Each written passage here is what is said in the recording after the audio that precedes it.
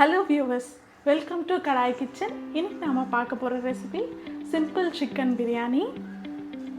Bachelors கூட இதை வீட்ல ஈஸியா செஞ்சிடலாம். அந்த அளவுக்கு கம்மி இன்கிரிடியன்ட்ஸ் வச்சு ஒரு டேஸ்டான பிரியாணி. வாங்க எப்படி செய்யறதுன்னு பார்ப்போம்.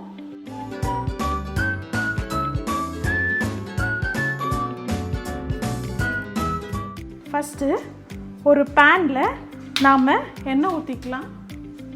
நான் வந்து ஒரு 100 ml எண்ணெய் ஊற்றிக்கிறேன். இது வந்து 250 grams சிக்கனுக்கு 250 grams ரைஸ் போட்டு நாம் செய்ய போகிறோம். 100 ml ஆயில் சேர்த்துட்டு அது கூடவே நான் வந்து 1 டீஸ்பூன் நெய் சேர்த்துக்கிறேன். இப்போது இது ரெண்டும் சூடாகட்டும். சூடான உடனே 2 பிரியாணி இலை, ஒரு 4 கிராம்பு, ஒரு ஏலக்காய், ஒரு சின்ன துண்டு பட்டை இதெல்லாம் சேர்த்து கொஞ்சம் பொரியட்டும். இப்போது இதில் ஒரு பச்சை மிளகாய் நடுவில் கீறி வச்சுருக்கேன், இதையும் சேர்த்துக்கலாம். சேர்த்துட்டு இது கூடவே 2 மீடியம் சைஸ் வெங்காயம் ஸ்லைஸாக நறுக்கி வச்சுருக்கேன், அதையும் சேர்த்துக்கலாம். வெங்காயம் ஆட் பண்ணிவிட்டு வெங்காயம் வந்து நல்லா பொன்னிறமாக வதங்கி வரட்டும். வெங்காயம் சீக்கிரம் வதங்கிறதுக்காக நாம் 1 டீஸ்பூன் உப்பு சேர்த்துக்கலாம்.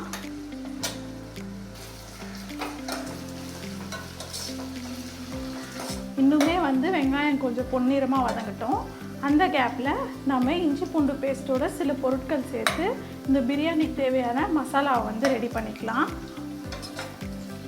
இப்போது இஞ்சி பூண்டு பேஸ்ட்டோட நாம் வந்து ஒரு சின்ன கொத்து புதினா, கூடவே ஒரு அரை வெங்காயம், ஒரு பச்சை மிளகா, இது எல்லாத்தையும் சேர்த்து நல்லா பேஸ்ட் பண்ணிக்கலாம். இப்போ பார்த்தீங்கன்னா வெங்காயம் நல்லா வதங்கிருச்சு. இப்போது நம்ம ஒரு 1/4 டீஸ்பூன் மிளகாத்தூள் சேர்த்துக்கலாம். மிளகாத்தூள் சேர்த்து லைட்டாக ஒரு மிக்ஸ் பண்ணி விட்டுட்டு இப்போது நம்ம அரைச்சி வச்சுருக்க அந்த பிரியாணி பேஸ்ட்டு சேர்த்துக்கலாம்.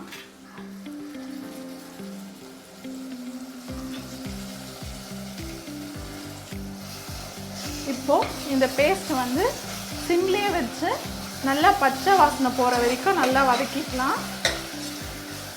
இப்போது இதில் 2 மீடியம் சைஸ் தக்காளி சேர்த்துக்கலாம். தக்காளி சேர்த்துட்டு நல்லா வந்து மசிஞ்சு வெந்து வரட்டும், அது வரைக்கும் வதக்கிக்கலாம். பார்த்தீங்கன்னா தக்காளி நல்லா வதங்கிடுச்சு. இப்போ இதில் 1 டேபிள் ஸ்பூன் தயிர் சேர்த்துக்கலாம். தயிர் சேர்த்துட்டு மிக்ஸ் பண்ணிக்கலாம். இப்போது இதில் நம்ம க்ளீன் பண்ணி வச்சுருக்க சிக்கன் சேர்த்துக்கலாம். சிக்கன் சேர்த்துட்டு இதெல்லாம் வந்து நல்லா கோட் ஆகிற மாதிரி ஒரு மிக்ஸ் பண்ணி விட்டுக்கலாம். இப்போது இதில் நம்ம மசாலா பவுடர்ஸ் ஆட் பண்ண போகிறோம். கரம் மசாலா 1 டீஸ்பூன் சேர்த்துக்கலாம். சிக்கன் மசாலா 2 டீஸ்பூன் சேர்த்துக்கலாம். இப்போது இது எல்லாத்தையும் வந்து நல்லா வந்து ஒரு மிக்ஸ் கொடுத்துக்கலாம்.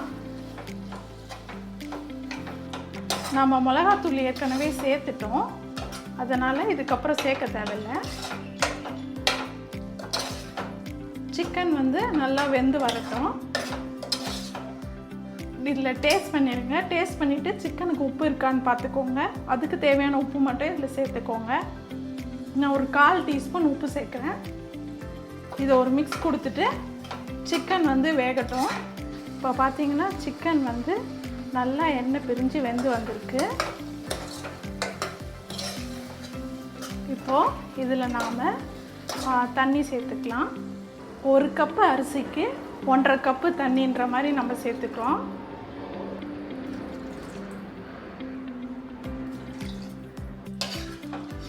இப்போது தண்ணி சேர்த்துட்டு தண்ணி வந்து ஒரு கொதி வரட்டும்.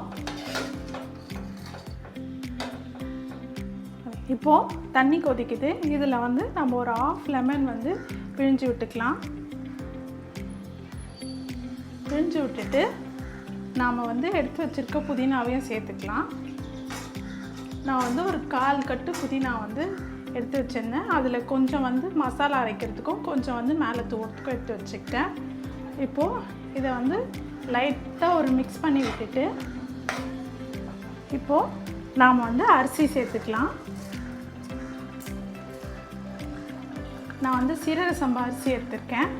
நீங்கள் வந்து இதே மெத்தடில் பாஸ்மதி ரைஸ் கூட போட்டு செய்யலாம். இப்போது அரிசியை வந்து உடையாமல் லைட்டாக ஒரு மிக்ஸ் கொடுத்துட்டு அரிசியும் தண்ணியும் வந்து சமமாக வர வரைக்கும் ஃபுல் ஃப்ளேம்லேயே இருக்கட்டும். இந்த ஸ்டேஜில் உப்பு பத்தலைன்னா நீங்கள் போட்டுக்கிட்டு திரும்ப ஒரு மிக்ஸ் பண்ணி விடுங்க.